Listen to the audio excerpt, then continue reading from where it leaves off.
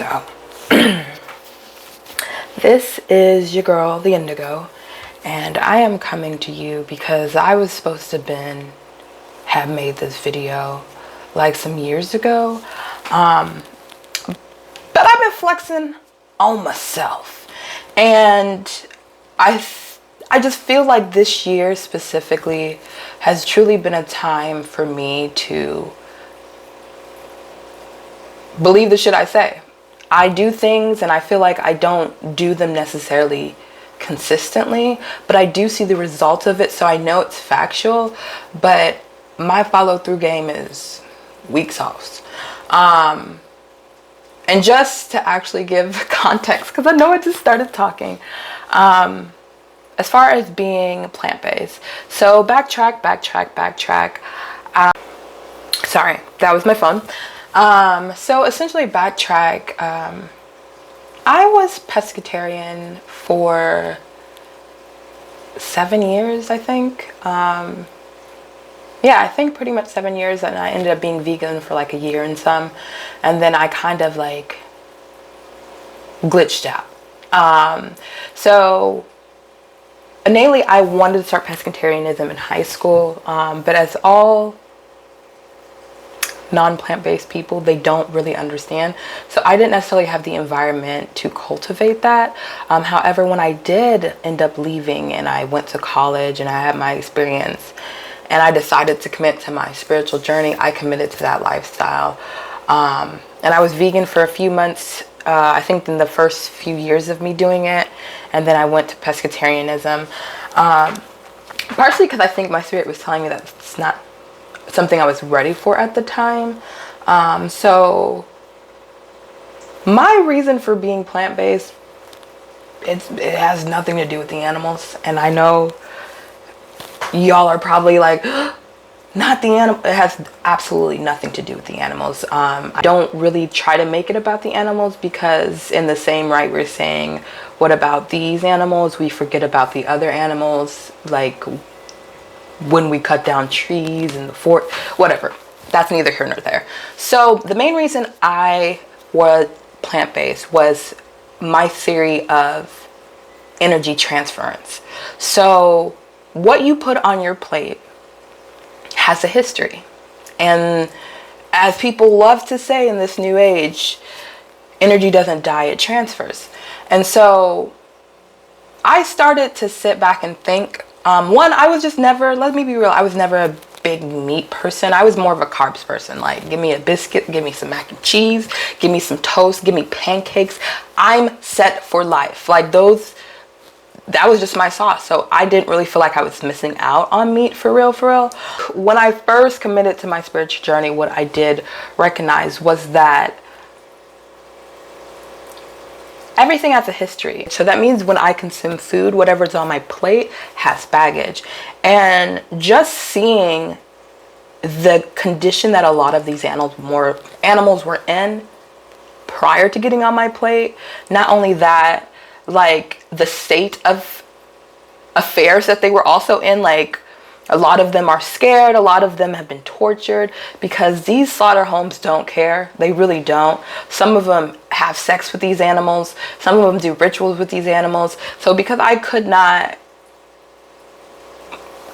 do it myself, I just didn't want it on my plate, on top of the fact that it is a form of blood ritual. I put a lot of thought into that, and I just always been weirded out by having bad energy on my plate. I never wanted to put anything in my body that has bad energy. It's like, do I really want that on my plate? Because if that's on my plate, then that's in my body, and that don't sound like a good time to me. And so because of that, what I would end up doing was I decided that I was going to be pescatarian, and I think it was at the same time I actually got my locks done, and I just was on a quest for knowledge. Like, I wanted to know God for myself. I grew up very much Christian, or not much Christian. I grew up in a Christian household. And so I've always been kind of on a quest to have a true understanding of God and what God means for me and in my life. And so like I locked up my hair and I was like, I dedicate this day to finding God, finding wisdom, finding the truth. Nobody else's truth but mine. And first time I went and I did my first fast, and I realized that it really was never my body that was in control. It was my mind.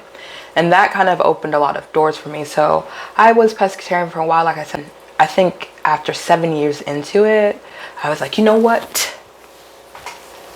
I'm gonna be vegan. I'm gonna be plant-based. I'm not gonna, I'm not gonna do X. I'm not gonna do Y. I'm definitely not gonna do Z. And the thing that occurred, which I think occurs for a lot of people, is you start making up rules that you didn't agree to, right? So you're vegan, and instead of like slowly transitioning, which I'm a cold turkey person, like always have been, I think I always will be. When I'm done with something, I am done with it. I always try things out cold turkey because I be hyped to do it.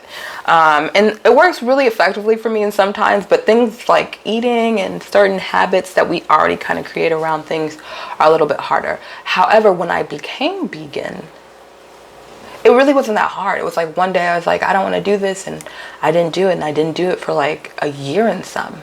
Just straight plant-based. And I'm not gonna lie, body felt amazing. I would meditate, I would fast, I felt light, I had hella energy, sleep schedule was on 10, I was motivated to do damn near everything. And then I had some personal issues in my own personal life that kind of made me question myself. And through questioning myself, I kind of gave up on my identity at the time.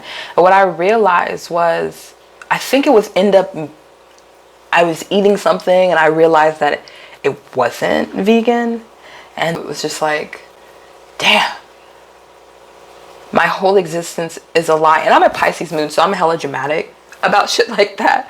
I'm hella dramatic about stuff like that. And so what ended up happening was I kind of just spiraled out of control for like a year, maybe 2. And I just ate everything.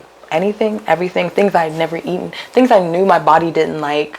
And I kind of realized now that I was kind of punishing myself. But this is why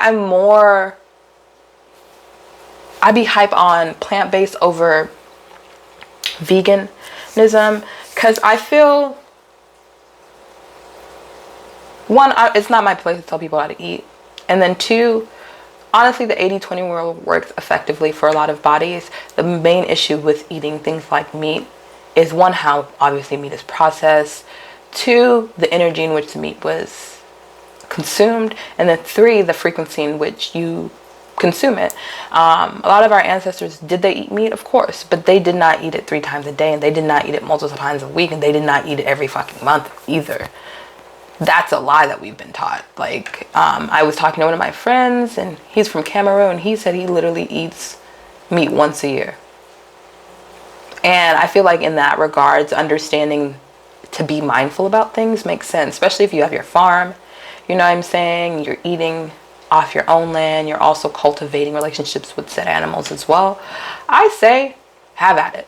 I am not here to tell you what to do, and I do not feel like this blocks you or hinders you in any way. I think excessiveness is a spirit that a lot of us get caught up in. But as long as you're operating in mindfulness, I'm for it. So full circle, we're back in 2020, and I'm at the same crossroads. Like, for me, eating like this doesn't feel good. It just doesn't. It's been something that's been on my mind all year. I think it's my spirit truly been calling me to clarify myself. And like I said, this is for me. But ever since I've been eating this way, I feel like I have no control over my emotions. I feel like I'm always tired. I have no motivation. I have low motivation. I feel like I waste a lot of time in complacency. And I think we forget that the food we eat had thought forms as well.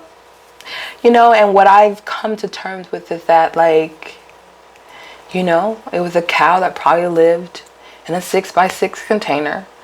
Never really got to put its hoofs on like actual grass, never got to run, never got to play, never really got to see its mother.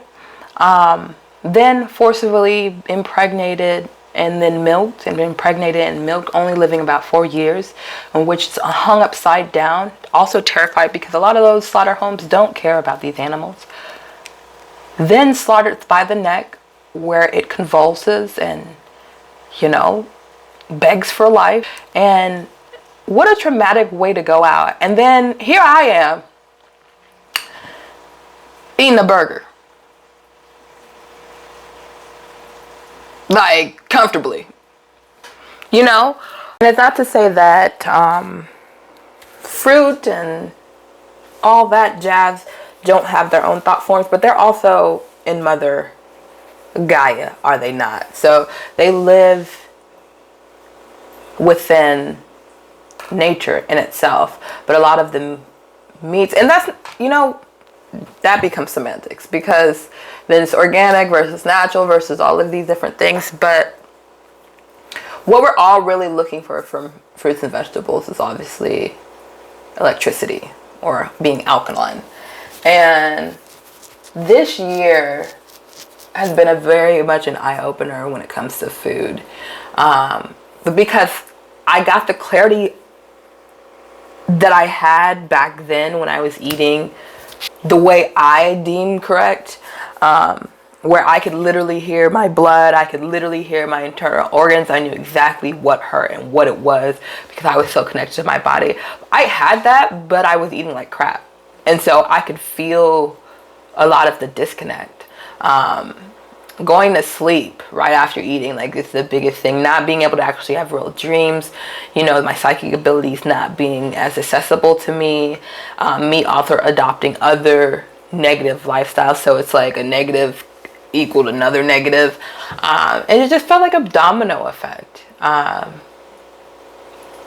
I personally realized this year the main reason I even overeat or binge is because I have home problems. Like, I don't feel safe. Like, I have a really shattered, not even shattered, we're just going to say broken, root chakra, which is your home base. And I don't have a sense of home.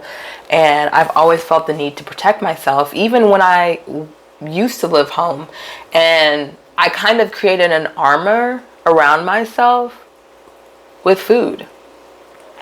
So it's not even just eating meat, it's also what eating meat led to. And realizing that I didn't have the mindfulness or the discernment to actually consume mindfully. If that was something that I wanted to do, it just made me out of control. And just to reiterate or go back to my point of terminologies, I feel like people think labels liberate them, but a lot of times they restrict us. And because I didn't come and define what my veganism, quote unquote, meant to me, anything I did was up for scrutiny. So I remember being in a group and someone was just like, well, I don't even wear clothes that's been, you know what I'm saying? Or I don't even wear this type of soap because, and it just becomes about semantics. And me trying to follow those semantics, not semantics I gave myself, not my own label, not just being plant-based, not just being the indigo, and going with what intuition told me, because intuition was talking to me. I was just listening to everyone else. I was listening without myself, and I should have been listening within. And I feel like that is kind of where that identity crisis came from, was me trying to fit into a box or a mold that I did not create, that other people created, that other people added energies and frequencies to, that other people spectated and critiqued at. And I felt like it put me on blast. And I think it was really like something like honey. And I never even thought about like where honey comes from. Or it's not that I didn't think about it. It was just like, I didn't think those two things were synonymous. This is, you know, it's an insect and blah, blah. But I think I put honey and, oh, well, you're not even a true plant-based. Mind you, I like literally was intermittent fasting. I literally didn't eat after if the sun wasn't up, I wasn't eating. I was always fasting. I was always meditating. You know, I was definitely doing my divinations. I was doing everything, like, and I was fine. My spirit was okay with what I was doing, but I let something outside of myself and someone else's definition kind of make me glitch out. And that's what I mean by glitch out. It's literally like, but I didn't even, oh my goodness. Like, you know what I'm saying? And that shit was not my business. How people feel about that shit is not my business. Like, everyone has their path. Everyone has their journey. Everyone backslides. You know what I'm saying? So that's the problem is, to me, when you create movements, you kind of create restrictions for yourself and what you can do. Because the minute you don't align up with the movement, you as a person is questioned. And if I eat in plant-based for 364 days and on the 365th day I put honey in my tea, I'm not plant-based anymore. So I started identifying more with plant-based than I did veganism, to liberate myself, because literally I let a whole lifestyle that I was, a path, not even lifestyle, a path that I specifically was on, go down the drain based on words. Obviously, you know, like I said, my personal life, definitely my dogs always got something to say. Obviously, I let my personal life get to me and kind of just be the tipping of the scale. But that was really a main component, was just the wordplay and the firmaments we build within our own mind of what we can and can't do. And sometimes they're called to. I know people who are not smokers at all, but when they're divining with spirits, the spirits ask for some cigars. You know what I'm saying? So we have to remember that our journey is very individualistic, and it's great to share it because you inspire people that you might not know you're inspiring it, but that you're not supposed to be doing it to inspire people. You're supposed to be doing it inspiring yourself or being in your own spirit, you know? So that's another thing. And aside from changing my overall emotional health, my mental health, I spent like majority of my life eating how I wanted to, and right now I'm just in a mode of finding my discipline and being that. I am definitely ruled by Saturn, and so in this life specifically, I'm supposed to learn discipline. And I guess for this whole year I've been contemplating, do I want to be pescatarian? Do I want to be vegan? Do I just want to give this up? Do I want to? And one, I think I should go based on my blood type, and that's probably what I'm going to do. But I definitely want to do, at least get back to my pescatarianism, and eventually slowly weigh myself to be almost absolutely plant-based. I'm not going to ever claim to be vegan, so you'll never hear that on this channel. I might say, hey, this is a vegan dish that I'm sharing with you, because I do also like vegan meals. I like food. I'm a Libra. So I'm going to eat, but I decided to let that go.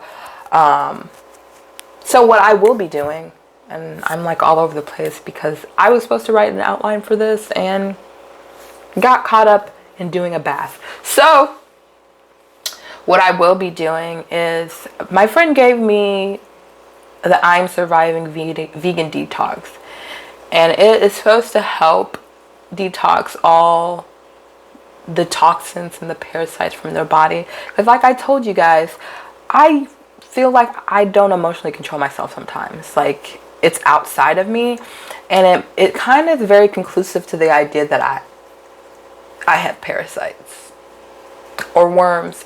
And the truth of the matter is, the average human dies with a stomach full of worms, or intestines, I should say, full of worms, due to alcohol consumption, meat consumption, and all that jazz. Also, the main reason I want to do this is because I really truly want to clean out my my colon. I be full of shit, literally, pun intended, full of shit. And my eating habit does not give way to activate the body to actually digest. I also want to stop consuming a certain way because I want my body to be the antenna that it is meant to be for God.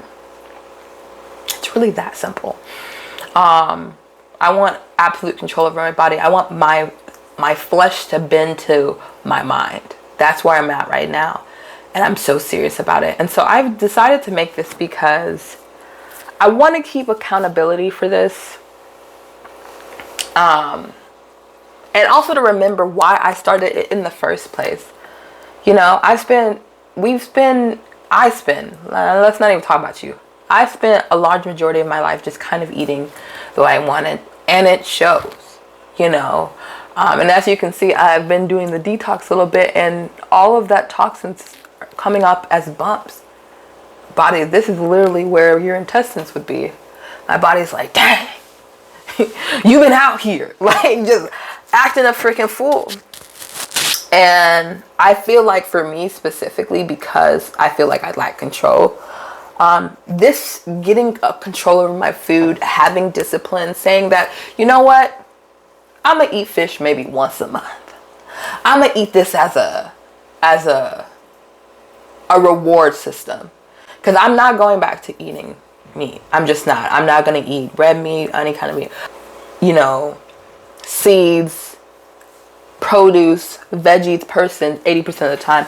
But I do want to allow myself to be able to travel, because the main reason my 9th house Libra even wants to travel the world is to eat. So I'm not going to deny myself that. I'm not going to feel like I have to validate myself or prove that, you know, whatever y'all try to prove to other people. I'm not there no more. I'm not trying to prove it. So I really made this for accountability, but I also wanted to share this journey. Detox, it's a 10-day detox that essentially whips your liver, your kidney, and your colon into shape. It detoxes your body from all the toxins. And going forward from this time, everything I buy will be high quality. I don't want anything I want that is considered junk food. If I can't make it, I can't have it. That's really how I've been. That's kind of how I started before this. Like, I remember I wanted pizza. I was rolling dough. I was whipping it in the kitchen, you know. But my main goal this year is to find my comfort food equivalents, because that's going to help me the most. It's because my friend told me about this thing called trigger foods, and it makes so much sense. I just guess I never sat there and like, I feel like I have all food triggers me. I just feel like eating triggers me, if I'm being real. And so when she was telling me her trigger foods, it made me realize that I have my own trigger foods that like I'll be doing good. Because it's not to say I don't have plant-based moments now. I guess I do. I don't eat terribly, but you make some mac and cheese. You made some mac and cheese.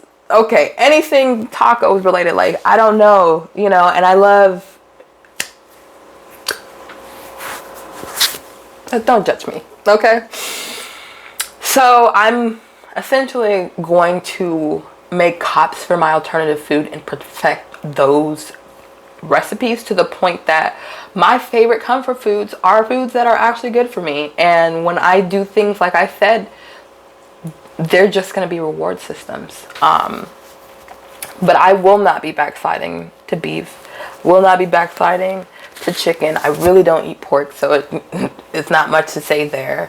I'm not really big a turkey person. So I'm just honestly going to stick with pescatarianism. And when I do backslide from like plant-based, it will be back to pescatarianism, because that has served me so well. And the main reason I'm so confident about it is because I lived in a house in high school of Caribbean people. You know, they'll tear up some chicken, they'll tear up some oxtail, they'll tear up some food, you know, and rice and all that stuff. And I still got the urge to want to be pescatarian, to only eat a certain way. And I've just been coming to the conclusion that much of growing up is going back to who you were, that Benjamin Button that we all have. Our inner child is waiting for us to return to her. And so I'm going to start there. But before I do, I definitely want to do a deep detox of all the shit I've been doing for the last year and some with backsliding. And I say backsliding because it's a backslide for me. So don't make my conviction your reality. Don't do me. Don't glitch out like me.